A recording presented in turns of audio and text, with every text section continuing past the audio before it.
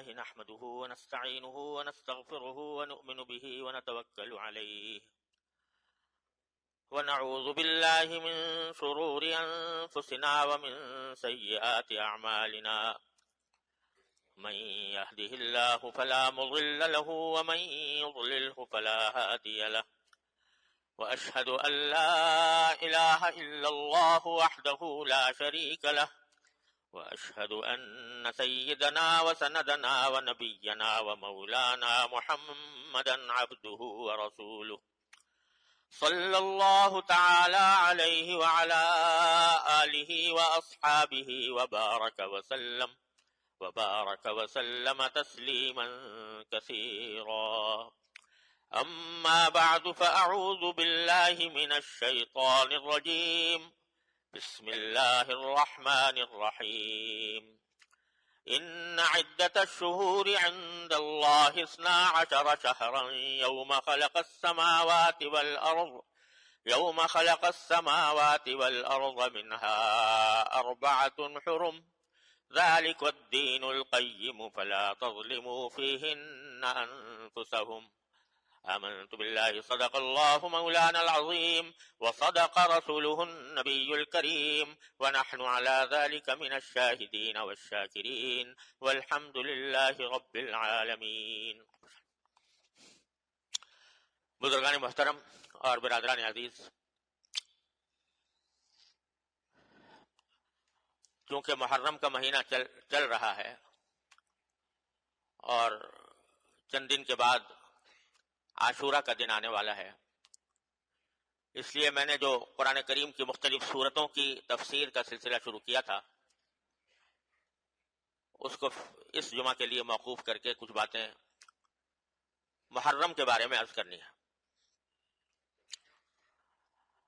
یہ محرم کا مہینہ اللہ تبارک و تعالی نے اس کو ایک خصوصی حرمت عطا فرمائی ہے، اسی لیے اس کو محرم کہا جاتا ہے. محرم کے معنی عربی زبان میں ہوتے ہیں وہ چیز جس کو حرمت بخشی گئی ہو. حرمت کے معنی عظمت، تقدس، پاکیزگی. جس چیز کو حرمت بخشی گئی ہو اس کو محرم کہتے ہیں عربی زبان میں. اور اس مہینے کو محرم اسی لیے کہا جاتا ہے کہ اللہ تبارک و تعالی نے اس کو خصوصی حرمت عطا فرمائی ہے. یوں تو سارے ہی دن، سارے مہینے، سارے سال اللہ تعالیٰ ہی کے پیدا کیے ہوئے ہیں. جس طرح اور دنوں میں سورج نکلتا ہے اور شام کو غروب ہو جاتا ہے، اسی طرح محرم کے مہینے میں بھی دن سورج کے نکلنے سے یا صبح صادق سے شروع ہوتا ہے اور غروب آفتاب پر ختم ہو جاتا ہے.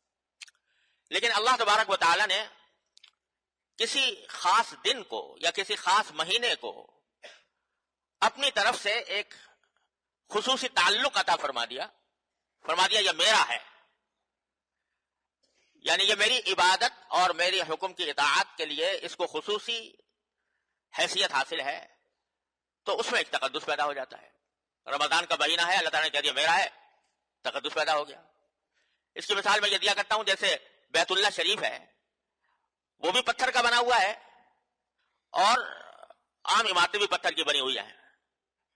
بلکہ اگر ظاہری اعتبار سے دیکھا جائے تو بیت اللہ شریف کے عمارت میں وہ حسن، ظاہری حسن نہیں جو اور بہت سی عمارتوں کے اندر ہوتا ہے. پتھر بھی اس کے، پلاسٹر بھی نہیں ہے اس کے اوپر، رنگ بھی نہیں ہے. لیکن چونکہ اللہ تبارک و تعالیٰ نے فرما دیا کہ یہ میرا ہے، تو اس کے نتیجے میں وہ بیت اللہ شریف کی ایک عظمت اتنی اس درجے ہو گئی کہ ساری بڑی سے بڑی، اعلیٰ سے اعلیٰ، شاندار سے شاندار عمارتیں اس کے آگے ہیچ ہیں. جتنی کشش اللہ تعالیٰ نے اس کے اندر پیدا کر دی ہے ویسی کسی بڑی سے بڑی عمارت میں نہیں ہو سکتی. تو یہی معاملہ دنوں اور مہینوں اور ہفتوں کا ہے کہ اللہ تبارک و تعالیٰ جس کسی دن کو اپنی طرف منسوب فرما دیتے ہیں تو اس کی وجہ سے اس میں شرف پیدا ہو جاتا ہے، اس میں عظمت آ جاتی ہے، اس میں حرمت پیدا ہو جاتی ہے. یہ محرم کو بھی اللہ تبارک و تعالیٰ نے ایسا ہی مہینہ قرار دیا. اور یہ بات کہ محرم کا مہینہ خصوصی حرمت رکھتا ہے یہ کوئی نئی بات نہیں. نبی کریم صلی اللہ علیہ وسلم کی دنیا میں تشریف آوری سے بہت پہلے سے اس مہینے کو حرمت والا مہینہ کہا جاتا تھا، کیونکہ اللہ تعالیٰ کا حکم تھا. تو جتنے انبیاء کرام علیہ السلام آئے وہ بھی اس کی عظمت اور حرمت کے قائل تھے. بعض لوگوں میں یہ بات مشہور ہو گئی ہے کہ عاشورہ یا 10 محرم الحرام کہ دن کو جو خصوصی تقدس حاصل ہے وہ حضرت حسین رضی اللہ تعالیٰ عنہ کی کربلا میں شہادت کی وجہ سے ہے. بعض لوگ یہ سمجھتے ہیں یعنی چونکہ حضرت حسین رضی اللہ تعالیٰ عنہ کی شہادت میدان کربلا میں 10 تاریخ کو ہوئی تھی، 10 محرم کو، اس واسطے وہ سمجھتے ہیں کہ عاشورہ کی یہ خصوصیت ہے اور عاشورہ کے اندر یہ تقدس ہے یا اس کی حرمت ہے کہ وہ حضرت حسین کی شہادت کی وجہ سے وہ معزز اور مکرم ہو گیا. یہ بات درست نہیں ہے، اس لیے کہ محرم کی حرمت تو بہت پہلے سے چلی آتی ہے، انبیاء کرام کے زمانے سے چلی آتی ہے، اور حضرت نبی کریم صلی اللہ علیہ وسلم نے اس کی حرمت کا اعلان فرمایا، اپنی حیات طیبہ میں اعلان فرمایا جبکہ حضرت حسین رضی اللہ تعالیٰ عنہ چھوٹے سے بچے تھے. لہذا 10 محرم میں حرمت اور تقدس اس واقعے سے پیدا نہیں ہوا، بلکہ اس کے برعکس حضرت حسین رضی اللہ تعالیٰ عنہ کی فضیلت اور ان کی عظمت کا یہ ایک مظاہرہ تھا کہ اللہ تبارک و تعالیٰ نے ان کو شہادت کا مقام عطا فرمانے کے لیے اس دن کو منتخب فرمایا جو پہلے سے مقدس چلا تھا. یہ ان کی عظمت ہے، حضرت حسین رضی اللہ تعالیٰ عنہ کی عظمت ہے، حضرت عثمان حسین رضی اللہ عنہ کی فضیلت ہے کہ ان کی شہادت اس دن میں واقع ہوئی. تو حقیقت میں یہ شروع سے اس کو، چنانچہ میں نے جو آیت آپ کے سامنے تلاوت کی ہے اس میں اللہ تبارک و تعالیٰ نے فرمایا کہ عدت الشہور عند اللہ 12 شہرا، کہ اللہ تبارک و تعالیٰ نے جو مہینے بنائے ہیں وہ کل 12 مہینے ہیں، اور یہ 12 مہینے اللہ تعالیٰ نے طے کر دیے تھے یوم خلق السماوات والارض، اسی دن جس دن کی آسمانوں اور زمین کی تخلیق فرمائی، ان کو پیدا کیا، اسی دن اللہ تبارک و تعالیٰ نے یہ 12 مہینے مقرر کر دیے تھے کہ یہ 12 مہینوں کا ایک سال ہوا کرے گا. کفار اور مشرکین جو ہیں وہ اپنی ذاتی اغراض کے تحت مہینوں میں آگے پیچھے کرتے رہتے تھے، تو اس کا ذکر کرتے ہوئے فرمایا کہ 12 مہینے اللہ تعالیٰ نے پہلے سے مقرر کر رکھے ہیں. منہا 4 حرم، ان 12 مہینوں میں سے 4 مہینے اللہ تعالیٰ نے حرمت والے رکھے ہیں. ان میں سے یہ محرم ہے اور سفر ہے اور رجب کا مہینہ ہے اور ذوالقعدہ کا مہینہ. یہ خاص طور پر اللہ تبارک و تعالیٰ نے حرمت والے رکھے ہیں، جس کے معنی یہ تھے کہ ان 4 مہینوں میں جنگ کرنا جائز نہیں تھا. ان 4 مہینوں میں کسی جائز مقصد کے لیے جنگ کرنا بھی جائز نہیں تھا، اس واسطے ان کو اشہر حرم کہتے تھے. اور جاہلیت کے زمانے میں جو مشرکین تھے وہ بھی ان 4 مہینوں کے حرمت کے قائل تھے، اور وہ بھی یہ کہتے تھے کہ ان دنوں میں لڑائی کرنا حرام ہے، کیونکہ حضرت ابراہیم علیہ السلام کے وقت سے یہ بات چلی آتی تھی کہ ان 4 مہینوں میں لڑنا حرام ہے. اور ابراہیم علیہ السلام کے دین کی بہت سی باتیں مشرکین کے اندر چلی آتی تھی، ان میں سے ایک بات یہ بھی تھی. لیکن اس کے لیے انہوں نے ایک ہیلا نکالا تھا کہ اگر لڑتے لڑتے مثلا چاند طلوع ہو گیا محرم کا مثال کے طور پر، تو وہ یہ کہتے تھے کہ بھائی اب لڑنا تو بڑا ضروری ہے اور محرم کا مہینہ آ گیا جس میں لڑائی ہو نہیں سکتی، لہذا ایسا کرتے ہیں کہ اب کے یہ آپس میں طے کر لیتے ہیں کہ اب کے محرم کا مہینہ جو ہے وہ سفر کے مہینے کے بعد آئے گا. یہ جو مہینہ اب شروع ہو رہا ہے چاند، یہ محرم کے بجائے ہم اس کو سفر کا مہینہ قرار دے دیتے ہیں اور پہلے سفر آئے گا اور پھر محرم آئے گا. یہ آپس میں طے کر لیتے تھے. اس کو قرآن کریم نے ذکر کیا انما النسیء زیادۃ فی الکفر، یہ کفر کی بات ہے. اللہ تعالیٰ نے جو مہینے مقرر کر رکھے ہیں جس ترتیب کے ساتھ اسی ترتیب کے ساتھ آئیں گے، تمہارے آگے پیچھے کرنے سے اس میں کوئی فرق نہیں پڑتا. لہذا یہ 4 مہینے جو حرمت والے ہیں ان کی حرمت کا لحاظ رکھنا بڑا ضروری ہے. تو یہ حکم دیا قرآن کریم نے، اور انہی میں سے محرم کا مہینہ سب سے مقدم مہینہ ہے. اور اس کے بارے میں حدیث میں آتا ہے کہ رسول کریم صلی اللہ علیہ وسلم نے 10 تاریخ کو روزہ رکھنے کا حکم دیا تھا. شروع میں جب تک رمضان کے روزے فرض نہیں تھے اس وقت تک یہ عاشورہ یعنی 10 محرم کا روزہ فرض کر دیا گیا تھا. جس طرح رمضان کے روزے فرض ہیں عاشورہ کا روزہ بھی فرض ہے. لیکن بعد میں جب رمضان کا حکم آ گیا اور رمضان کے روزے فرض کر دیے گئے تو عاشورہ کی فرضیت ختم کر دی گئی. اب فرض نہیں ہے لیکن اس کو باعث اجر، باعث فضیلت، باعث ثواب قرار دیا گیا. یہاں تک کہ ایک حدیث میں رسول کریم سرور عالم صلی اللہ علیہ وسلم نے فرمایا کہ 10 تاریخ کا جو یہ روزہ ہے 10 محرم کا، اس کے بارے میں مجھے اللہ تعالیٰ کی رحمت سے امید یہ ہے کہ جو شخص یہ 10 تاریخ کا روزہ رکھے تو اللہ تبارک و تعالیٰ اس کے 1 سال کے گناہوں کا کفارہ کر دیتے ہیں. 1 سال کے گناہوں کا کفارہ کرتے ہیں. یہاں میں بتا دوں کہ جن جن اعمال کے لیے یہ فرمایا جاتا ہے کہ یہ گناہوں کا کفارہ کر دیتے ہیں اس سے مراد صغیرہ گناہ ہے. کبیرہ گناہ کا قاعدہ یہ ہے کہ بغیر توبہ کے معاف نہیں ہوتے، اور حقوق العباد بندوں کے جو حقوق ہیں وہ صرف توبہ سے بھی معاف نہیں ہوتے اور ان اعمال سے بھی معاف نہیں ہوتے جب تک کہ صاحب حق کو اس کا حق ادا نہ کر دیا جائے، حقدار کو اس کا حق نہ پہنچا دیا جائے، یا وہ خوشی سے خوش دلی سے معاف نہ کر دے، اس وقت تک وہ معاف نہیں ہوتا. تو یہ جو کہا گیا کہ 1 سال کے گناہ معاف ہو جاتے ہیں، مطلب یہ کہ صغیرہ گناہ اس سے معاف ہو جائیں گے 1 سال کے. اگر کوئی کبیرہ گناہ کیا ہے تو اس کے لیے توبہ کرنی ضروری ہوگی. اور ایک اور حدیث میں رسول کریم صلی اللہ علیہ وسلم فرمایا کہ یہ روزہ جو ہے اور محرم کے روزے یہ رمضان کے بعد سارے سال میں سب سے زیادہ افضل روزہ ہے. اس لیے یہ ایک اہم بات ہے. اور بعض روایات سے یہ معلوم ہوتا ہے کہ نبی کریم صلی اللہ علیہ وسلم جب مدینہ منورہ تشریف لائے تو دیکھا کہ وہاں کے یہودی جو ہیں وہ عاشورہ کے دن روزہ رکھتے ہیں 10 محرم کو، یہودی بھی. آپ نے پوچھا کہ بھئی کیوں رکھتے ہو تم 10 تاریخ کو روزہ کیوں رکھتے ہو؟ تو انہوں نے جواب میں یہ کہا کہ یہ 10 محرم وہ تاریخ ہے جس میں اللہ تبارک و تعالیٰ نے حضرت موسیٰ علیہ السلام کو فرعون سے نجات بخشی تھی، اور یہی تاریخ ہے جس میں فرعون بحر احمر میں غرق ہوا، اور اسی تاریخ میں حضرت موسیٰ علیہ السلام کو فرعون سے نجات ملی اور پھر وہ اپنی قوم کو لے کر صحرائے سینا کی طرف روانہ ہوئے. تو چونکہ فرعون غرق ہوا اور نبی حضرت موسیٰ علیہ السلام کو آزادی اور فرعون کی غلامی سے بنی اسرائیل کو آزادی ملی، اس کی خوشی میں ہم اس روز روزہ رکھتے ہیں.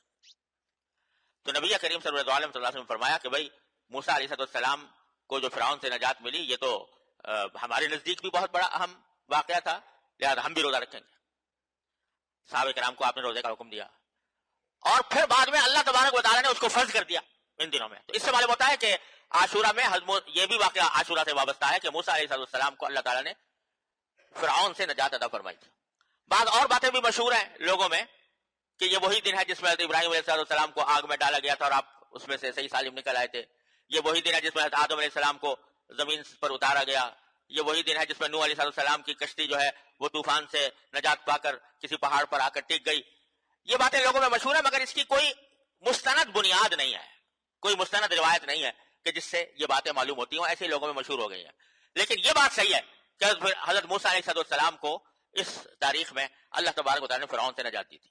بہرحال نبی کریم صلی اللہ علیہ وسلم نے یہ حکم دیا کہ روزہ رکھو، اور پھر اللہ تبارک و تعالیٰ نے اس کو فرض کر دیا. بعد میں پھر فرضیت ختم ہو گئی، لیکن اس کی سنیت اور اس کا استحباب اور اس کا باعث و ثواب ہونا یہ باقی رہا، اور یہ قیامت تک عاشورہ کے دن روزہ رکھنے کی فضیلت قائم رہے گی انشاءاللہ.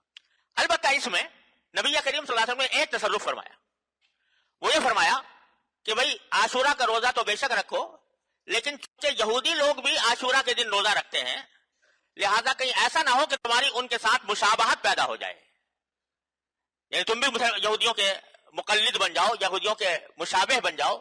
تو ان کی مشابہت کو ختم کرنے کے لیے آپ نے فرمایا کہ صرف تنہا عاشورہ کا نہ رکھو، بلکہ اس کے ساتھ 9 تاریخ کو یا تو ملا لو یا 11 تاریخ کو ملا لو. یعنی 9 تاریخ کو ملا کر 9 اور 10 کا روزہ رکھو، یا 11 تاریخ کو ملا کر 10 اور 11 کا روزہ رکھو. ایک دن کے بجائے 2 دن رکھو، تاکہ یہودیوں کے ساتھ مشابہت پیدا نہ ہو. اس سے آپ اندازہ لگائیے کہ نبی کریم صلی اللہ علیہ وسلم کو اس بات کی کتنی فکر تھی کہ کسی خیر کے کام میں بھی، بھلائی کے کام میں بھی مسلمانوں کو مشابہت، مسلمانوں کے اندر مشابہت پیدا نہ ہو یہودیوں جیسی یا غیر مسلموں جیسی. یعنی مزاج اسلام کا یہ ہے کہ بھئی جب تم مسلمان ہو، کلمہ لا الہ الا اللہ محمد رسول اللہ پر ایمان لائے ہو، تو پھر تمہارا اپنا ایک طریقہ ہے، تمہارا ایک اپنا طریقہ زندگی ہے، تمہارا ایک اپنا طرز حیات ہے. تم اپنے طرز حیات کو دوسرے غیر مسلموں کے طرز حیات کے ساتھ مشابہ بنانے کی کوشش نہ کرو. یہ ایک مزاج ہے جو قدم قدم پر نبی کریم صلی اللہ علیہ وسلم کی ہدایات میں نظر آتا ہے.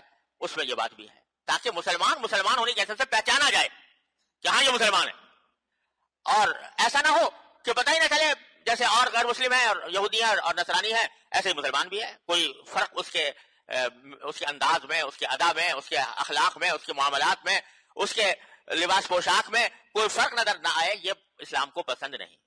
تو یہاں تک کہ روزہ رکھنے میں بھی، روزہ رکھنا تو ایک عبادت ہے، اچھا کام ہے، لیکن اس میں یہودیوں کی مشابہت کو آپ نے پسند نہیں فرمایا، بلکہ 2 دن رکھنے کا فرمایا تاکہ ان کے ساتھ التباس اور مشابہت پیدا نہ ہو. تو اب بھی اگر اسی وجہ سے حکم یہ ہے کہ بہتر یہ ہے کہ جب آدمی روزہ رکھے تو 9 یا 11 کو ساتھ ملا کر 2 دن رکھے. لیکن اگر کوئی شخص فرض کرو نہیں رکھ سکا 9 تاریخ کو اور 11 تاریخ کو بھی رکھنے کا موقع نہیں ہے، صرف تنہائی روزہ رکھ لے عاشورہ کا، تو یہ بھی کوئی گناہ نہیں ہے، یہ بھی کوئی حرام نہیں ہے. بہتر یہ ہے، افضل یہ ہے کہ اس کے ساتھ ایک روزہ ملا کر رکھے. ایک بات تو یاد کرنی تھی. دوسری بات جو اسی آیت کریمہ میں جو میں نے آپ کے سامنے تلاوت کی ہے، اللہ تبارک و تعالیٰ نے ایک عجیب و غریب جملہ ارشاد فرمایا کہ دیکھو تمام مہینے جو اللہ نے مقرر فرمائے ہیں وہ 12 مہینے ہیں، جن میں سے 4 حرمت والے ہیں. تو پھر آگے جملہ فرمایا فلا تظلموا فیہن انفسکم، کیونکہ یہ حرمت والے مہینے ہیں تو خاص طور پر ان مہینوں میں اس بات کا خیال کرو کہ تم اپنی جانوں پر ظلم نہ کرو، اپنی جانوں پر ظلم نہ کرو. یہ بڑا وسیع اور بڑا ہی عام قسم کا ارشاد ہے جو اللہ تبارک و تعالیٰ نے ارشاد فرمایا کہ دیکھو ویسے تو کبھی بھی اپنی جان پر ظلم نہیں کرنا چاہیے، لیکن ان 4 مہینوں میں خاص طور پر جو حرمت والے مہینے ہیں اپنی جان پر ظلم نہ کرو. اب یہ اپنی جان پر ظلم کرنے کا کیا مطلب ہے؟ یہ ایک ایسا ہماگیر اور وسیع لفظ ہے کہ اس کے بہت سارے مفہوم ہیں. ایک مفہوم تو اس کا یہ ہے جو قرآن کریم میں بکثرت استعمال ہوا ہے کہ بھئی اس بات کا خاص خیال رکھو کہ ان خاص طور سے ان مہینوں میں کوئی گناہ کا کام، نافرمانی کا کام سرزد نہ ہو، کیونکہ قرآن کریم نے کئی مقامات پر گناہ کو اپنی جان پر ظلم کرنے کے معنی میں استعمال کیا ہے. وَلَوْ أَنَّهُمْ إِذَا فَعَلُوا فَاحِشَةً أَوْ ظَلَمُوا أَنفُسَهُمْ فَاسْتَغْفَرُوا اللَّهَ ذَكَرُوا اللَّهَ فَاسْتَغْفَرُوا لِذُنُوبِهِمْ. یہ قرآن کریم میں فرمایا کہ اگر کسی سے کوئی ایسا ناجائز کام سرزد ہو جائے یا وہ اپنی جان پر ظلم کر بیٹھے یعنی گناہ کر بیٹھے تو پھر وہ مایوس نہ ہو، بلکہ اللہ تبارک و تعالیٰ کو یاد کر کے اس سے معافی مانگے اور اللہ تبارک و تعالیٰ معاف فرما دے. وہ یغفر الذنوب الا اللہ، اللہ تعالیٰ کے سوا کون ہے جو گناہوں کو معاف کرتے؟ تو اللہ تعالیٰ فرماتے ہیں کہ یہ اگر کبھی ہو جائے تو کسی مومن سے تو کوئی گھبرانے کی اور پریشانی کی بات نہیں ہے، مایوسی کی بات نہیں ہے، فوراً اللہ تعالیٰ کی طرف رجوع کر کے استغفار کر لو، توبہ کر لو، پاک ہو جاؤ گے. تو جان پر ظلم کرنے کے ایک معنی ہے گناہ کرنا. تو کیا مطلب ہے کہ اور دنوں میں بھی گناہ سے پرہیز کرنا چاہیے، لیکن ان مہینوں میں خصوصی طور سے گناہ سے پرہیز کرو، اپنی زبان کی حفاظت کرو کہ غلط بات، جھوٹ نہ بولے، غیبت نہ نکلے، رشوت نہ لو، اور نگاہ کی حفاظت کرو کہ غلط جگہ پر نہ پڑے، کانوں کی حفاظت کرو کہ غلط بات نہ سنے وغیرہ. ان تینوں میں گناہوں سے بچنے کا خصوصی اہتمام کرو. ایک تو یہ معنی ہے اس کے. دوسرے معنی اس کے یہ ہے کہ جسمانی اپنے جسم کو کوئی جسمانی تکلیف بھی نہ پہنچاؤ. جیسے کہ بعض لوگ اس زمانے میں حضرت حسین رضی اللہ تعالیٰ عنہ کی شہادت کے واقعے پر خود اپنی جانوں پر ظلم کیا کرتے ہیں کہ اپنا سینہ پیٹ رہے ہیں، اپنے آپ کو زخمی کر رہے ہیں. تو قرآن کا فرمانا یہ ہے کہ خواہ کتنا ہی المناک واقعہ پیش کیوں نہ آ جائے، لیکن تم اپنی جان پر ظلم نہ کرو، اللہ تبارک و تعالیٰ سے کی طرف رجوع کرو، اس سے صبر مانگو، اور جس جو دنیا سے گیا ہے اس کے لیے دعا کرو. لیکن اپنی جان پر ظلم کرنا کہ جس کے نتیجے میں اپنی جان ہلاک ہو یا زخمی ہو، یہ جائز نہیں ہے اللہ تبارک و تعالیٰ کے ہاں. کیوں؟ اس لیے کہ یہ جان تمہیں جو دی گئی ہے، تمہارا جو یہ وجود ہے، یہ تمہارا نہیں ہے، یہ اللہ تبارک و تعالیٰ کا دیا ہوا ہے. اللہ تعالیٰ کی طرف سے تمہارے پاس امانت ہے. اس امانت کا حق یہ ہے کہ تم اس کا حق ادا کرو. اس کا کیا حق ادا کرو کہ بلا وجہ اس کو خطرے میں نہ ڈالو، بلا وجہ اس کو تکلیف میں نہ ڈالو، بلا وجہ اس کو ہلاکت میں نہ ڈالو. یہ جو خودکشی کو حرام کیا گیا ہے شریعت میں، اس کی کیا وجہ ہے؟ بھائی کوئی کہہ سکتا ہے میں اپنی جان، میری جان ہے، میرا جسم ہے، میں اپنے آپ کو اس دنیا سے آزاد کرنا چاہتا ہوں، میں اپنے آپ کو ہلاک کر لیتا ہوں، خودکشی کر لیتا ہوں، تو بظاہر تو کوئی اس میں خرابی نظر نہیں آتی. بھائی میری جان ہے، میں جانوں، میرا نقصان نفع میرا ہے، کسی اور کو اس میں دخل دینے کی کیا ضرورت. لیکن اللہ تعالیٰ فرماتے ہیں نہیں، یہ جان تمہاری نہیں ہے، یہ میری عطا ہے، میری طرف سے تمہیں امانت دی گئی ہے. اس امانت کا حق یہ ہے کہ جب تک میں اس کو زندہ رکھ رہا ہوں اس وقت تک تمہیں اس کو ہلاک کرنے کا حق نہیں پہنچتا. تو خودکشی کرنا حرام ہے. اللہ تبارک و تعالیٰ نے قرآن کریم میں بھی حرام کیا، رسول کریم صلی اللہ علیہ وسلم نے بھی متعدد احادیث میں اس کو واضح طور پر حرام قرار دیا کہ کوئی شخص اپنی جان کو ہلاک کر لے.